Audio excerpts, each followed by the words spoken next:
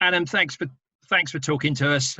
Unprecedented times, but you and the players have got really involved in embracing the local community with a various number of initiatives.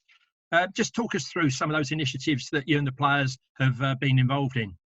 There's been a couple going around. One being speaking to the members. A lot of them are in the older category, which means they're definitely going to be isolated for 12 weeks, which isn't easy for anyone, let alone the 3-month period. So we've decided to give them a call and see how they're getting on and see if we can help in any way. Any funny stories from that? I mean, I guess quite a few. Who's on the phone? I don't believe it. Do you know what? I got a text from James Foster the other day. I called his old man. Right. And his old man didn't tell me anything. So I was speaking to Mr. Foster because the name wasn't, his first name didn't come up, and I didn't realise it was Fozzie's old man. Right, indeed. So, yeah. How long was it before he realised who you were? A lot of the numbers are a sort of Ipswich way. And that was an 028 number, which is Woodford, where I grew up. So I recognised the number, but I reckon I spoke to him for about 3-4 minutes, one of my shorter ones, because he must have been thinking, what's Adam calling me for?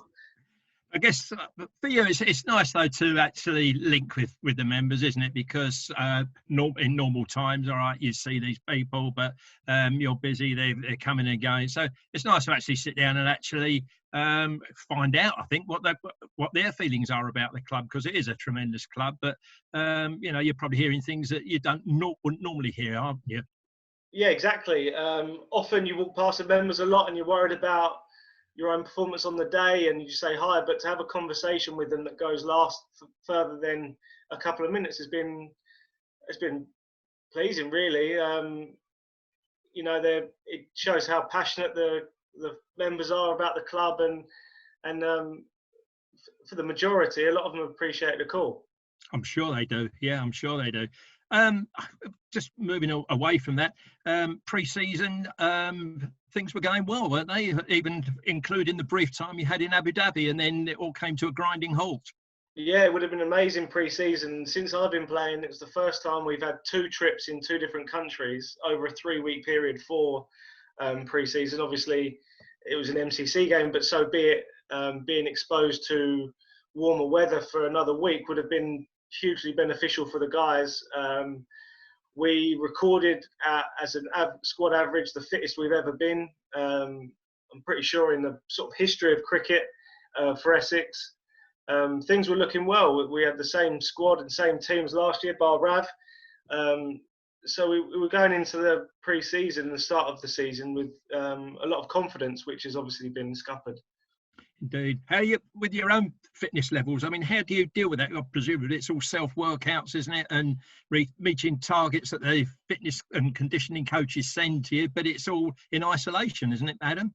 Yeah, I mean, I thought I was fit with the yo-yo scores and that, and we had a 2K time trial the other day, and I was down the back of the pack, but I'm putting that down to my short legs. But they won't rely on the players' own honesty of what the times are or the number of yo-yos are they? It's all monitored from a distance. No, it had to be on GPS. Right. So you sort of couldn't cheat, but there were a few dubious times that weren't believable. That's quite right. Talking fitness, we'll mention you had broken thumb almost a year ago, wasn't it?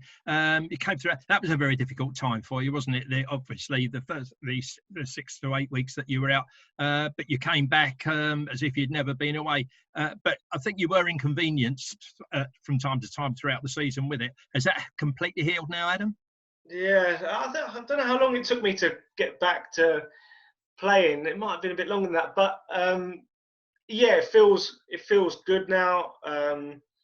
There's hardly any movement in my thumb, which I'll probably be living with the rest of my life. But I was surprised that when I came back, it affected my batting more than my wicket keeping. My wicket keeping almost improved, but it certainly did affect my batting. So throughout the training this winter, I've just got more used to it, and with the restrictions of movement, and hopefully, yeah, that'll be the end of it now. Apart from a bit of stiffness. Now you qualified as an electrician, so there's no danger of having pins and metalwork in there, is there? You've got to make sure that the electrics are off. Yeah, I didn't do much of that this winter because I did a lot of coaching, and then similarly, you can't do it now because a lot of companies have shut down for this period. Just going back to the general fitness work, are you actually able to work on any cricket skills at all? I mean, throwing a ball up against the wall and etc. for you, or just whacking a ball back, or getting the wife to bowl to you in the garden or something? Oh, it's tough, isn't it? Because the standard and the intensity we train at it can't really be replicated indoors in a home or a garden. But you know, everyone will be in the same boat. I don't know any cricketer that's got an indoor school in his garden. Right. So I think everyone's going to be in the same boat if and when this stops.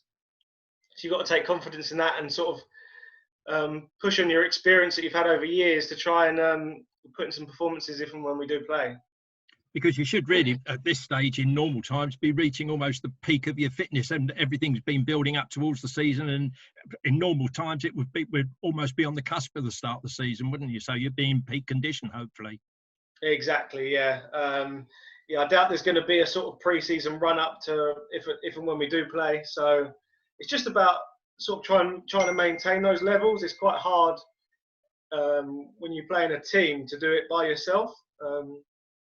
It might be different if you play tennis or golf, where you're used to a lot of your own time, but the camaraderie you get through the fitness sessions together and the gym sessions together gives you an extra incentive, which you don't really have at the minute. But it's just about staying strong and seeing the bigger picture and trying to stay as fit as you can. That camaraderie you mentioned, that's in the dressing room and around the players, how are you guys staying in touch with each other at this time? Well, you can tell the extroverts to the introverts. No one's heard from the introverts because they're happy as Larry being at home. And then you can tell who the extroverts are because your phone doesn't stop having a FaceTime call during the day to burn some time. We've used Zoom. We've used this. Our social sec, Sam Cook, hosted a bingo night the other night. Some lads were pleased with it. I was, because I won.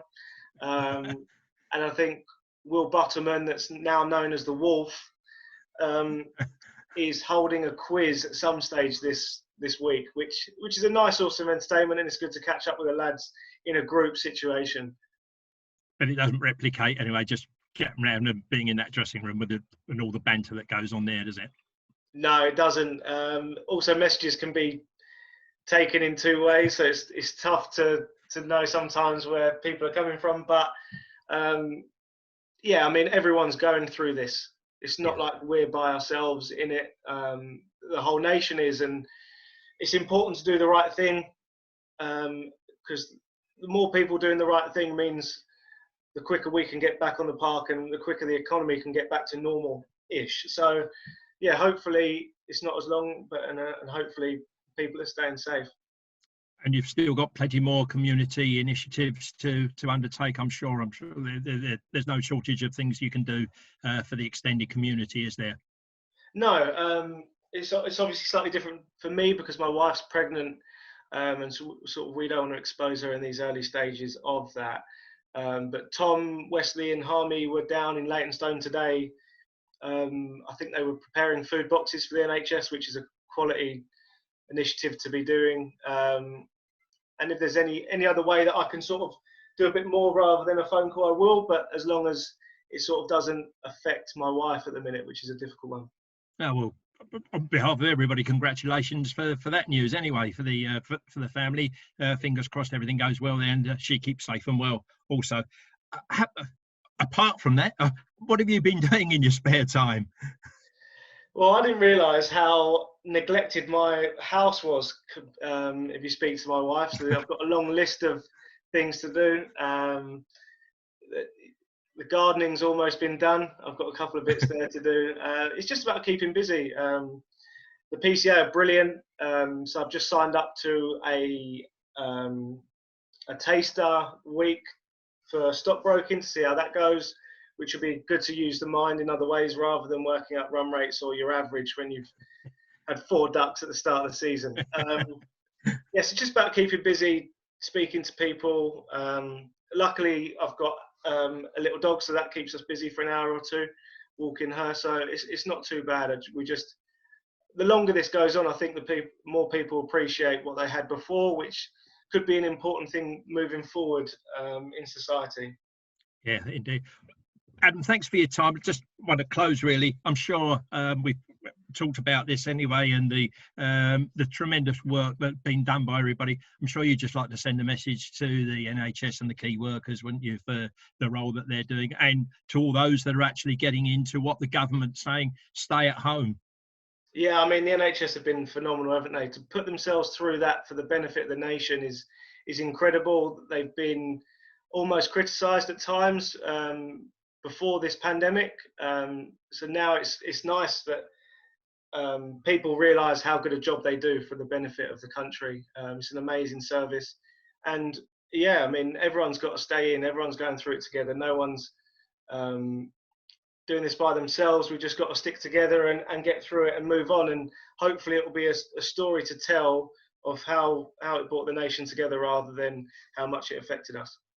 Super words, Adam, and a great point to finish on. Thanks very much indeed for your time. Keep well, and regards to all the boys. Catch up with you shortly. Cheers, Adam. Thank you.